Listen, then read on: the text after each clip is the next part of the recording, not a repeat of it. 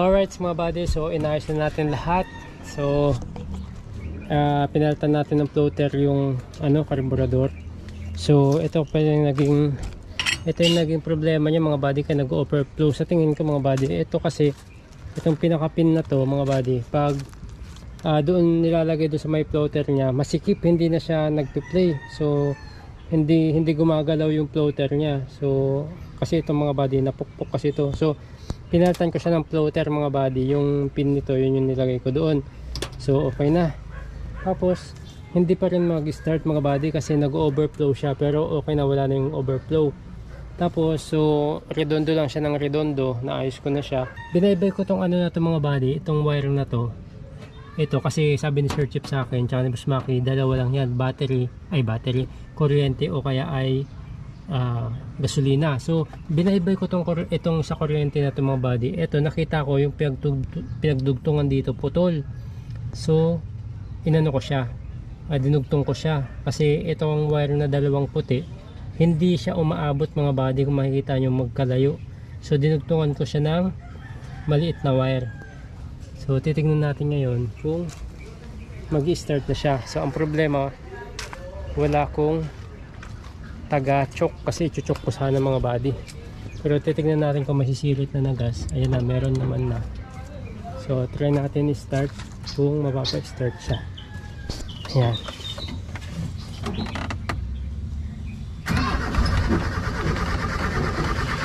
Ayan, wala lang akong, ganyan lang siya, redondo lang siya mga buddy. So tawagin ko muna si Ate Ping para siya yung mag-start, tapos i-choke ko para baka mapaandar ko mga buddy. Alright, so kasi na si Ate Ping. Si Ate Ping kasi ay naturuan ko na. So yan na si Ate Ping, tinawagan ko siya. Ping, tulungan mo muna ako nak. So yan, tinawagan ko, malapit lang naman mga buddy. Ay, so nakailaw yung natin, preno. So baka dito mga buddy, hindi. Tingnan mo yung ilaw na kung namatay sa likod. Hindi pa? Yan. Yan. Namatay? Bukas pa rin? Kaya naka-off naman dito. Bukas pa rin? So lang ha. Ay, mapatay. Yan. Isa lang. Patay na? Patay na? Wala na? Hali ka na. Doon lang yun sa may brake mga buddy. Lulus. So knock-start mo dyan ha. Wait lang, wag mong gagalawin yung cambio ha. Ganun lang. So sasabihin ko lang kung stop ha. Alright. So yun, i-choke natin mga buddy. Okay nak, start. Ayun, start na. Ang galing. Thank you nak. Mamatay. Buti na lang may tag-start na ako. Sige, start mo nga. Wait lang. Hop. Patay nak, patay. Sige, start.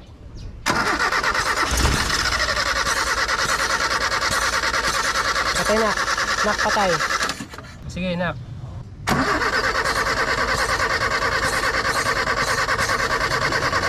Oh. So, ayan mga buddy, wonder na siya. Ayan na. Thank you nak. Ang galing ng assistant ko mga buddy. Buti na lang may assistant na ako. Kasi nga, buti na may assistant na ako mga buddy. So, siya na yung nagpapa-start. Tinagawan ko siya para ma-choke ko. So, yun o. Meron na akong tagapa-start. Ang galing! Ang galing na yun! Yes! Gas mo lang na gas. Apakan mo yung gas, yung pinakadulo. Pinakadulo mo. Anong yung silinyador, yung tatawag. Burm na doon. Uy, patay. Start mo ulit. Gas. Yan. Bitawan mo na yung susi pag nag-start na. Apa. Yan. O, tama na. Op. Tama na. Yan. Gas. Dahan-dahan lang, dahan-dahan. Oo. Sige, start mo. gas. Bitaw ang susi, bitaw susi, bitaw susi, yan. Dahan-dahan apak. Dahan-dahan din bitaw. Nging. Sige, dinan mo, dinan. Sige, dinan. So, ayan o, bago na-start na. Okay na, check ko lang. So, thank you, Nak. So, approve. Bugatan natin. Ayaw. Bakit ayaw? Pwede pa yung magamit. Daddy, kapag ano na pwede na gumagamit is yung other, pwede ako sa Pwede. tayo. Pwede. Yan yung under ng mga body eh.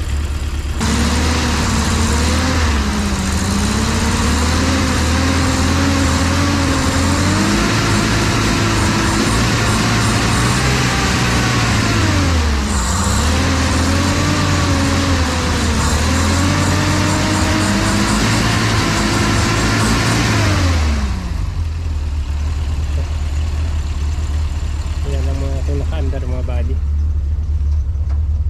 Medyo mataas ang kanyang minor. Nasa 1,100. Alright. Thank you. So, alright mga body. So, unti-unti natututo tayo kahit paano mahilig sa troubleshooting. So, malaking bagay kasi yung mga body na natututunan natin kila Sir Chief. At isa pa pala naging problema kanina mga body ay maluwag tong terminal ng battery. So, pasikip ako ng pasikip dito. Ito pala yung maluwag. So ang ginawa ko, pinokpok ko siya tapos pinano ko siya, drinash ko ng steel brush na yun, tumakas yung kuryente. Tapos ito mga body yung kuryente, ay yung wire na ito. Malaki pa na yung purpose yan para maka-start siya. So ayan. Okay na siya.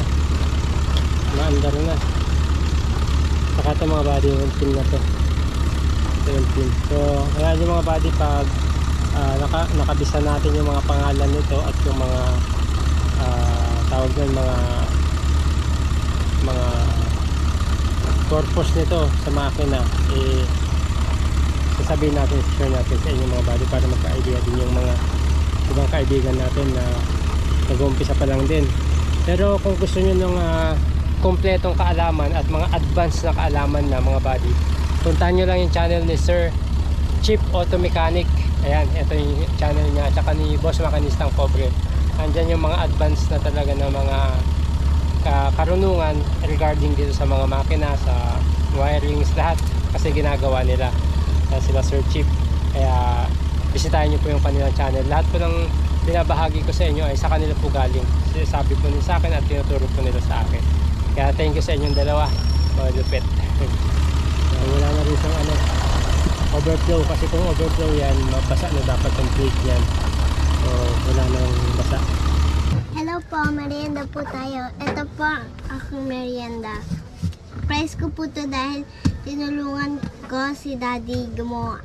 Ito po ang price ko. Binihan niya ka ng ice cream. Love na love po namin yung honor na to kahit ganito kasi dati pa po to. Dati pa po to. Dati kasi po kulay blue tapos wala pa ito ganyang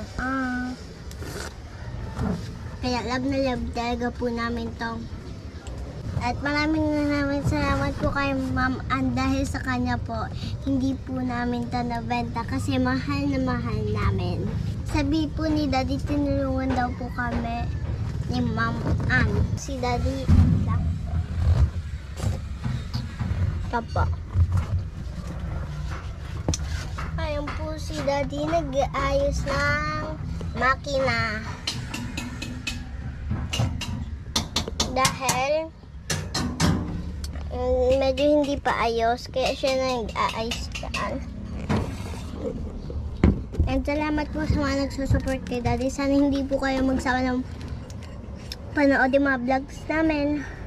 Start mo na. Okay. Kasi susi.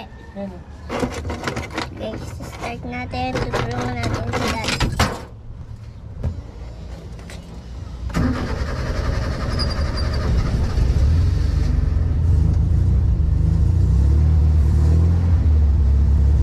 Sarap naman po merienda po. Ice cream. Ito po price ko. Dahil tinulungan ko siya dito sa owner. Tapos na po ikaw, Daddy. Tapos na ikaw. Ha? Tapos na po ikaw.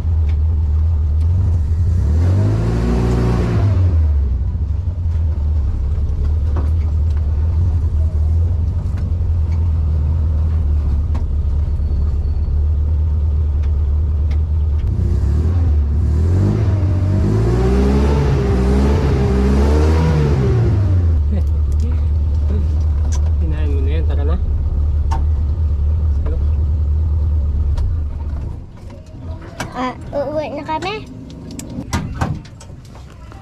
Tara na guys. At uuwi na kami. Dahil baka nintay tayo ng ating nanay.